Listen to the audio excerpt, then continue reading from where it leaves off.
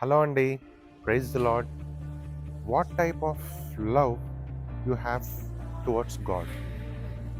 దేవుని పట్ల నీ ప్రేమ ఎలాంటి ప్రేమ అయి ఉన్నది?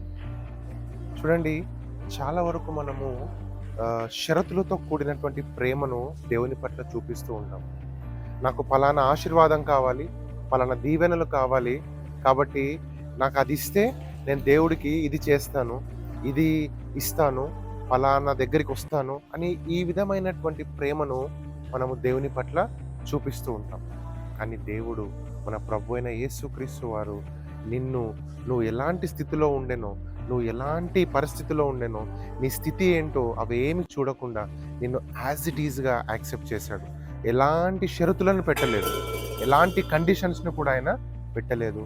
అలాగే యాక్సెప్ట్ చేశాడు. కానీ మనమేమో షరతులు పెడుతూ ఉంటాం. చూడండి, ఇక్కడ బైబిల్ నుండి అపోస్తలుల కార్యములు 8వ అధ్యాయం 19వ వచనంలో, వారి ఎదుట ద్రవ్యము పెట్టి, నేనెవని మీద చేతులుంచుదునో వాడు పరిశుద్ధాత్మను పొందునట్లు ఈ అధికారము నాకియుడని అడిగాను. ఈ సీమోను అనే వ్యక్తి, మరి అపోస్తలులు అక్కడ పేతురు వాళ్ళందరూ ఉన్నప్పుడు వారు ఏదైతే పరిశుద్ధాత్మను అనుగ్రహిస్తూ ఉన్నారో అది చూసి ఆయన ఏం చేశాడంటే, ఒక ద్రవ్యాన్ని పెట్టి, ఇదిగో ఇది నేను మీకు ఇస్తున్నాను, నాకు పరిశుద్ధాత్మ అనే వరాన్ని ఇవ్వండి, నేను స్వస్థతను చెయ్యాలి అని ఆయన అడిగాడు. అంటే కండిషన్, అది ఇస్తాను, మీరు ఇది ఇవ్వండి. Which is not at all acceptable. అది ఎట్టి పరిస్థితుల్లో కూడా అంగీకరించబడినటువంటిది కానే కాదండి. ఎట్టి పరిస్థితుల్లో మనము షరతులను పెట్టకూడదు. మన ప్రేమ దేవుని పట్ల అన్కండిషనల్ లవ్ ఉండాలి.